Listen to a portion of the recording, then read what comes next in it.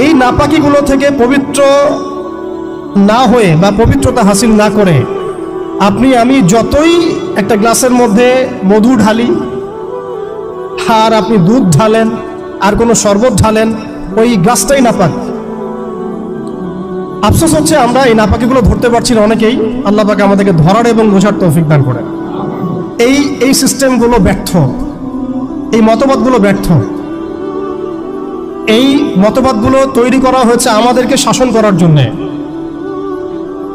এই মতবাদগুলো আমাদেরকে গিলানো হয়েছে আমাদেরকে ডমিনেট করার জন্যে, আমাদেরকে পশ্চিমাদের দাস বানানোর জন্যে, জায়নিস্টদের দাস বানানোর জন্যে, IMF এর কাছে লোনের হাত পাতার জন্যে, কোনো ডিসিশন নেওয়ার আগে, রাষ্ট্রের কোনো ডিসিশন নেওয়ার আগে ইউনাইটেড নেশনসের কাছে এই ভিক্ষার ঝুলি পেতে দেওয়ার জন্যে, আমাদের চোখের সামনে আমাদের ভাই বোনদেরকে নির্মমভাবে হত্যা করলেও আমরা টু শব্দ করতে পারবো না এই জন্যে। ইভেন আমাদের দেশের 99% মানুষও যদি শরিয়া চায়, তবুও রাষ্ট্র ব্যবস্থা এটা চাইবে না, কারণ রাষ্ট্র ব্যবস্থা এই তন্ত্রমন্ত্রগুলো দ্বারা বিক্ষিত। এর মধ্যে আরও আছে মানবরচিত সংবিধান, আরও আছে মানবরচিত বিচার ব্যবস্থা, আরও আছে আল্লাহর হালালকে হারাম করে ফেলা, আল্লাহর হারামকে হালাল করে নেওয়া।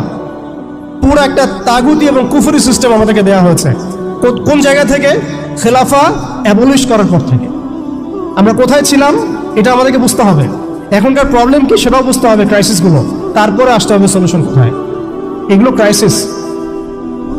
তারপরে ডেমোক্রেসি দিয়ে কি করা হচ্ছে এটা আপনারা অনেকে জানেন, কিন্তু অনেকে আবার বুঝেনও না। এটা দিয়ে আল্লাহর হালালকে হারাম করা যায়, আল্লাহর হারামকে হালাল করা যায়। এটা দিয়ে আল্লাহর জমিনে মানুষের শাসন কায়েম করা যায়। তাহলে এই তন্ত্রমন্ত্রগুলো দেওয়া হয়েছে আমাদেরকে তাদের দাস বানানোর জন্যে, তাদেরকে আমাদের অধীনে আনার জন্য নয়।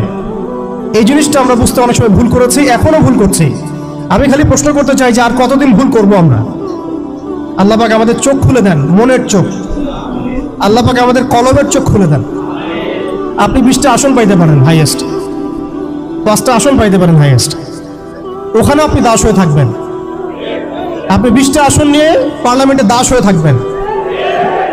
20টা আসন নিয়ে আপনি বলতে পারবেন না যে এটা হালাল, এটা হারাম, এটা জায়েজ, এটা না জায়েজ, এটা করতে হবে, এটা করতে হবে না। আর যদি আপনি বলেনও, আপনার কথা কেউ শুনবেও না, কারণ মেজরিটি শুড বি গ্রান্টেড। তাদের মূল নীতি হচ্ছে এটা, সংখ্যাগরিষ্ঠ মানুষ যা বলবে তাই হক।